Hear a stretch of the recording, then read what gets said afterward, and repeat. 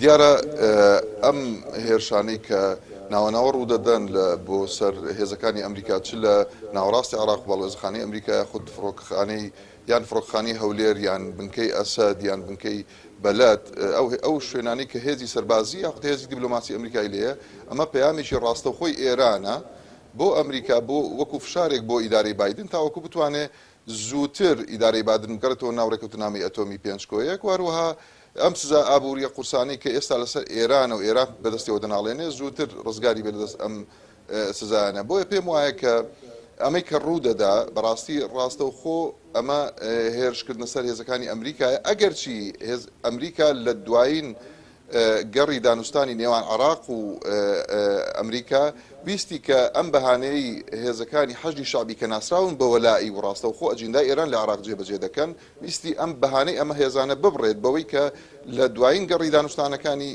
دایلۆجی استراتیژی ئەمریکا بڕیاریدا کە هەموو هێزە شەڕکەرەکانی لە عراقە بکشێنێتەوە ئەمەش وەکو پەیامێک بۆ ئەم هێزانەی حەشدی شعبی کە چیتر هێرش نەکەن چونکە ئەمانی کە ماونێتەوە ئەم هێزانەی ئەمریکا کە ماونێتەوە لە عراق تەنها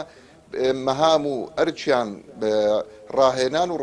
ئەرچی ڕاوێشکاریە بە هێزەکانی عراقی لەسەر داوای هێزەکانی عراقیش ماونێتەوە و ئەو بنکانەی کە هێزەکانی ئەمریکاشی لێیە هەمووی بنکەی عراقین ینی بنکەی ئەمریکینین بەڵکو بنکەی عراقین و ڕاهێنەر و ڕاوێشکاری ئەمریکای تێدایە بۆیە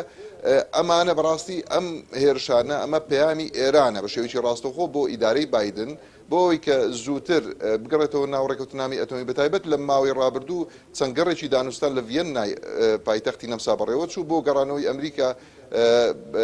بۆ ڕێکەوتنامی ئەتۆمی بۆیە چەند ڕووداوێک لەم ماوەیە ڕوویان داوە یەک لەوانە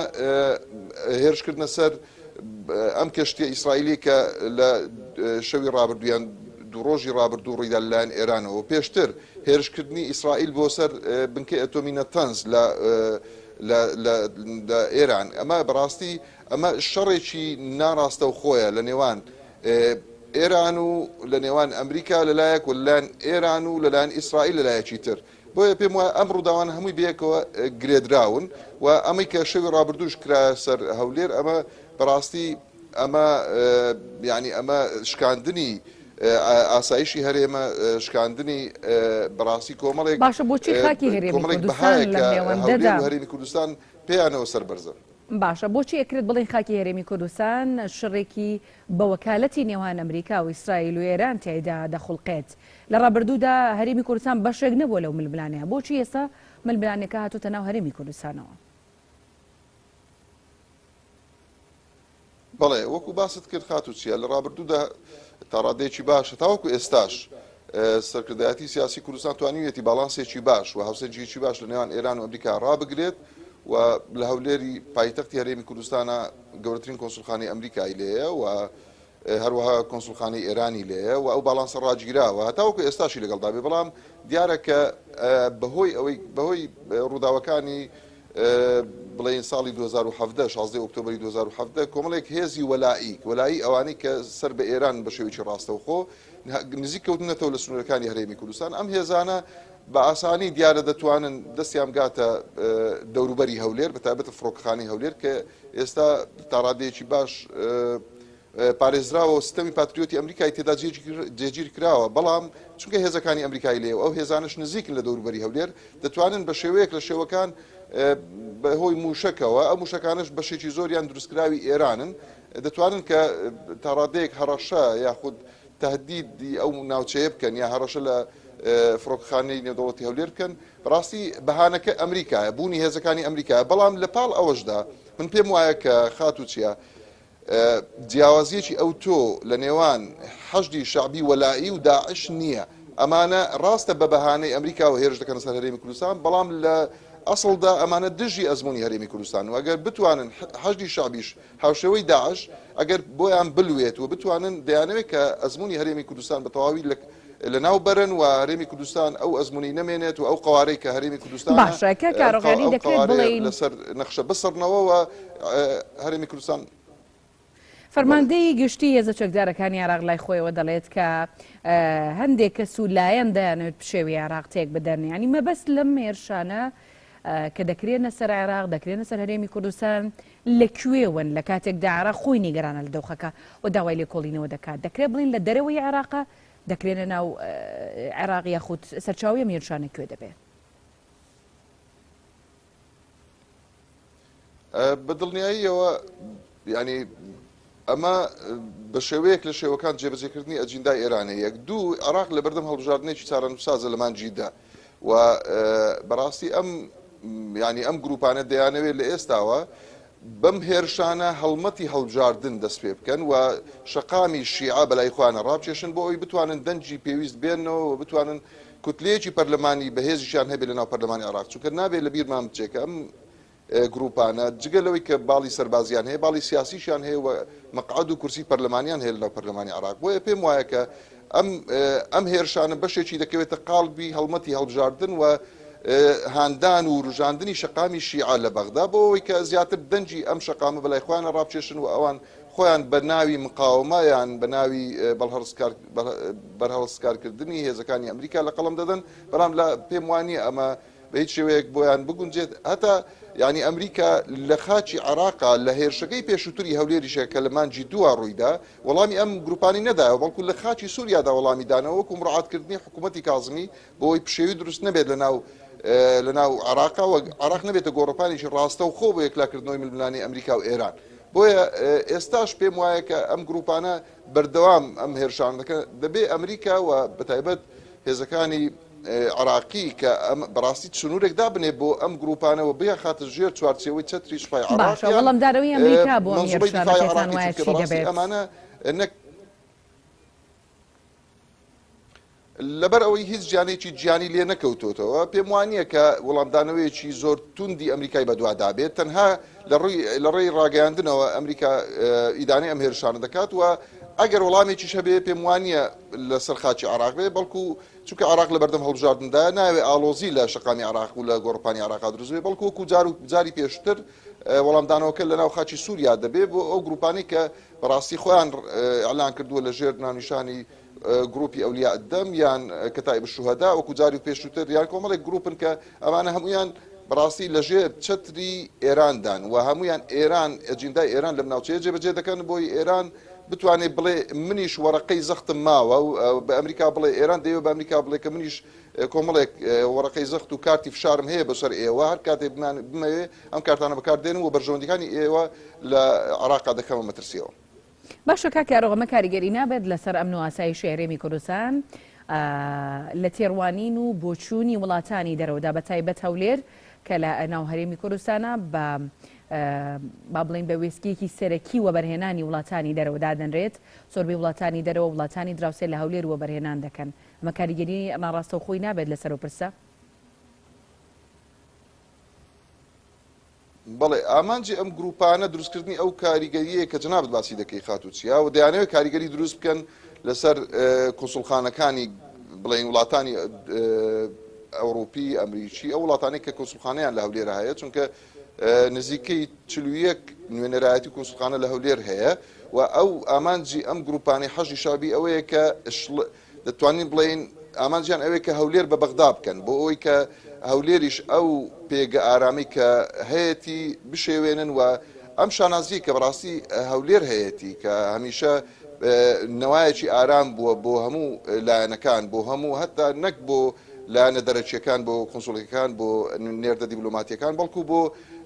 ئەو ئاوارانش کە لە ناوەڕاست و خواری عێراق لە بەردەستی حەجی شعبی و داعش هەڵاتون هەولێر بۆتە پەناگەیەکی ئارام بۆ ئەوان ئەو گروپانی حەجی شعبی دەیانەوێ ئەو پێگە ئارامە لەکەدار بکەن دەیانەوێ بەڕاستی ئەو شانازی هەولێر تێک بدەن و ئەو ئارامی هەولێر تێک بدەن بەڵام تاوەکو ئێستا سەرکەوتوو نەبوون و پێم پێشمانیە سەرکەوتوو بن بەڵام پێویستیشە سەرکردایەتی سیاسی کوردستان ئەم هەڕەشەی ئەم گروپانەی کە نزیکن لە سنوورەکانی هەرێمی کوردستان بە جددی وەربگرێ تاوەکو کار لە کار نەترازاوە تاو کارەساتی گەورەی لێ نەکەوتوتەوە چونکە ئەوە لە ڕابردوو دەکرێت بگات بەچی ئەم کارەساتێکە شەچێک بەهاوێژن ئەم کارەساتێکە جۆنابەت هۆشداری لێ دەدەیت دەکرێت بگات بەچی وەچمەسیەک بۆ سەر هەرێمی کوردستان وەکو قەوارێکی سیاسی هەم وەکو هەرێمێکیش لە چوارچێوەی عێراقدا بەڵێ مەترسیەکان ڕوون و ئاشکران خاتوچیا ئەگەر ئەمانە بتوانن موشەکیان دەستکەوێ و موشک هاوێژی هەولێر بکەنەوە موشک بە موشک تهدیدی هەولێرکەن ئەوە بە دڵنیاییەوە ئەگەر دوور نەخرێنەوە لە سنوورەکانی هەرێمی کوردستان ئەمانە دەبنە مەترسی بە شێوەیەک لە شێوەکان ئەگەر چی تاوەکو ئێستا سەرکەوتوو نەبوون وەکو دەڵێ تاوەکو ئێستا شکستیان خواردووە لەوەی کە مەترسی دروستکە لەسەر ئاسایشی هەرێمی کوردستان و بەتایبەت لەسەر هەولێری پایتەخت بەڵام لە داهاتوو ئەگەر ئەمانە بەڕاستی سنوورێکیان بۆ دانەندرێ و دوور نەخرێنەوە لە سنوورەکانی هەرێمی کوردستان پێم وایە کە بە شێوەیەک لە شێوەکان ئامانجیان ئەوەیە کە پشێوی دروستکەن و کە بە هاوشێوەی بەغدا ینی بەڕاستی هەولێریش نەوایەکی ئارام نەبێ و هەمیشە بە موشک هێرش و تهدیدی ئەمنی هەرێمی کوردستان بکەن کە ئەمەش بەڕاستی ینی کارەساتێکی خراپی لێ دەکەوێتەوە و نێردە دیبلۆماتیەکان ترسیان لێ دەنیشی هاوشێوەی بەغدا چونکە ئێستا زۆربەی نێردە دیبلۆماتیەکان بەتایبەت کۆنسوڵخانەی ئەمریکا لە بەغدا زۆربەی شەوان بە ئارامی ڕۆژ ناکەنەوە و ترسیان هەیە ئەمەش بەڕاستی بەرپرسیارەتی حکوومەتی بەغدایە بە دەرەجەیەک بۆی سنوورێک بۆ ملیشیانە دابنێت دووە بە دەرەجە دوو بەرپرسیارەتی حکوومەتی هەرێمی کوردستان و سەرکردایەتی سیاسی کوردستانە کە بە شێوەیەکی جددی کار لەسەر ئەوە بکەن کە ئەم گروپانەی حەشی شعبی وەلایی لە سنوورەکانی هەرێمی کوردستان دوور بخرێنەوە بۆ ئەوەی کە لە هەر کاتێکە ینی بەڕاستی نەیانەوێت کە تهدیدی هەرێمی کوردستان بکەن و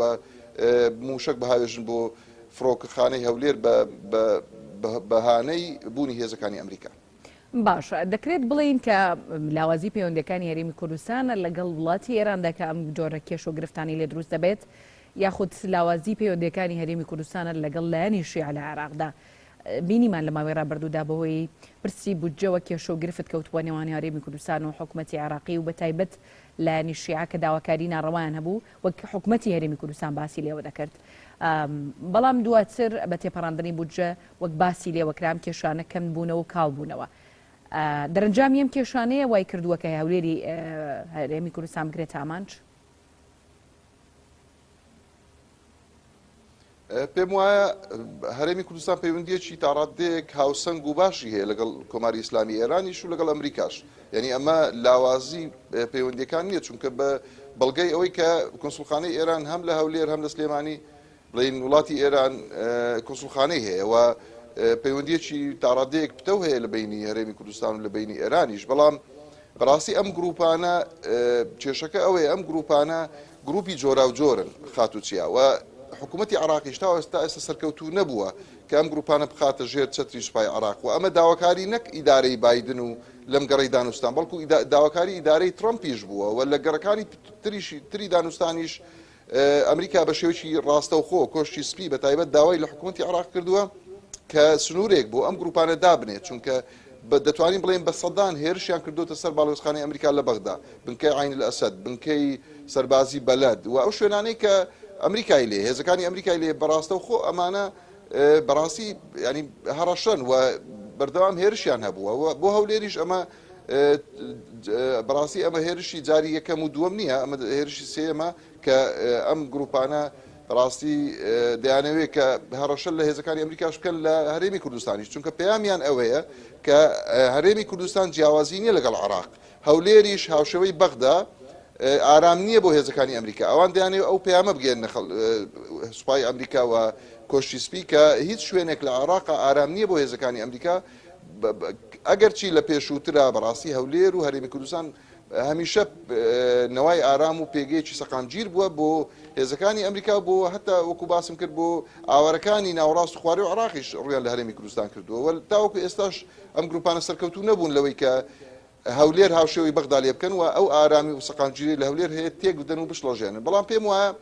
دەبێ بە زوێکی زوو یعنی بەڕاستی سنوورێک بۆ ئەم هێزانە دابدرێەوە بزاندرێ لە چێەوە بەڕاستی ئەمانە دزە دەکەن و چۆن بە چ میکانیزمێک ئەمانە ینی هێرش دەکەن و بەڕاستی ناکرێ ئەم گروپانەی وەلایی بەو شێوێ نزیک بن لە سنووری هەرێمی کوردستان و دەبی ئەم خەتە سنووریە بە هێزێکی مشتەڕەکی عراقی و پێشمەرگە هەتا ئەگەر نێودەوڵەتیشی تێدا بێ و هێزەکانی ئەمریکا و ناتۆ کە ئێستا لە عراق هەن ئەم ناوچە سنووریانە بەوانە پڕ بکرێنەوە بۆی ئەم سنوورێک بۆ ئەم هەڕەشانەدا بندرێەوە بە هیچ شێوێک ئەم گروپانەی حەشدی شعبی نەتوان جارێکی تر هەڕەشە لە هەولێر و هەرێمی کوردستان بکەن بەگشتی. کاکارۆغ سەرۆکی حکوومەتی هەرێمی کوردستان ئاماژە بۆ دەکات کە ئەم هەوڵانە دەیانەوێت کە پەیوەندیەکان و هەماهەنگی نێوان هەرێمی کوردستان و هاوپەیمانان بشێوێنن، یان ئێمە پەیامە بۆ کێ کە لە ئێستادا پەیوەندی هەرێمی کوردستان لەگەڵ هاوپەیمانان پەیوەندێکی باشە و هێزێکی دەرەکیە دەیەوێت بیشێوێنێ، یاخود پەیامەکەی سەرۆکی حکوومەتی هەرێمی کوردستان چییە؟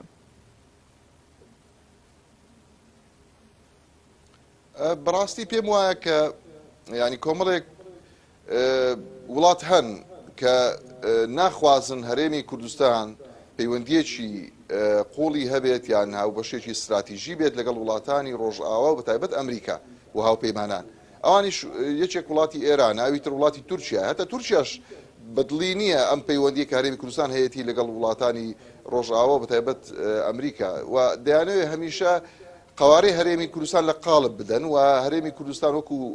هەرێمێکی دەستوری کە دانپێدانراوە لە دەستوری عراقی 2005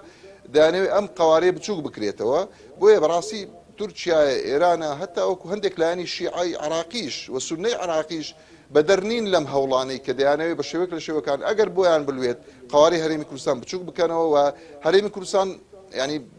ڕاستی بخەنە ینی ئەم هاوسەنجیە لە هەرێمی کوردستانە تێک بدەن، چونکە تاوەکو ئێستا وەکو باسم کرد تا ڕادێکی باش توانراوە لە هەرێمی کوردستان هاوسەنجی پەیوەندیە نێودەوڵەتیەکان ڕابگیرێ و لەگەڵ ئێران، لەگەڵ ئەمریکا، لەگەڵ وڵاتانی ئەوروپا، لەگەڵ هاوپەیمانی ناتۆ پەیوەندیەکی هاوسەنگ هەیە. هەرێمی کوردستان